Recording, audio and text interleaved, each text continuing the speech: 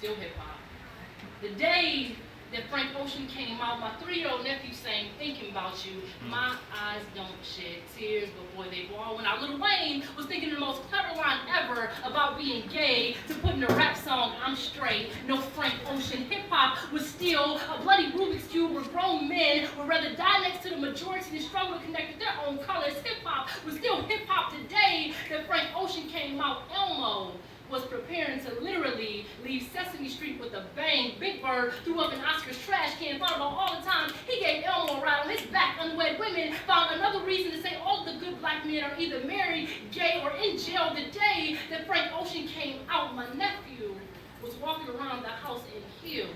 Come on. D.L. Hughley tweeted, "Seems to me sissies should be way down on the prayer list." The day that Frank Ocean came out was a few days before his CD came out. I guess hanging yourself just feels better when you get to kick a pile of money and not a chair. Hip-hop was still hip-hop. Lawrence King was still dead. A 13-year-old gay boy was somewhere tweeting his suicide letter and killing himself as a Christmas gift to his father. 2 dykes in Texas Park were shot to death for holding hands with their lovers. Ignored. The day that Frank Ocean came out, my nephew was walking around the house in heels, thanking me for not telling his father that he likes to dance to Beyonce. I was adding his name to that prayer list, hoping that we never have to prove D.L. Hughley right. The day that Frank Ocean came out, Uganda was still Uganda, preparing to pass a Kill the Gays bill. No one gave a fuck. Frank Ocean gained 2 million new Twitter followers. His CD instantly labeled classic because of the way he used pronouns. Frank Ocean was out.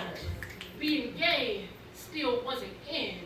And I held my nephew tighter than ever that night, prayed that God would somehow turn my hands into a set of time machines that could always touch him back to being free and not liable for his sexuality, just in case he ever had a date like Frank Ocean's coming. The day that Frank Ocean came out, we focused more on the mystery of his first lover than the bravery of his letter. We played it safe.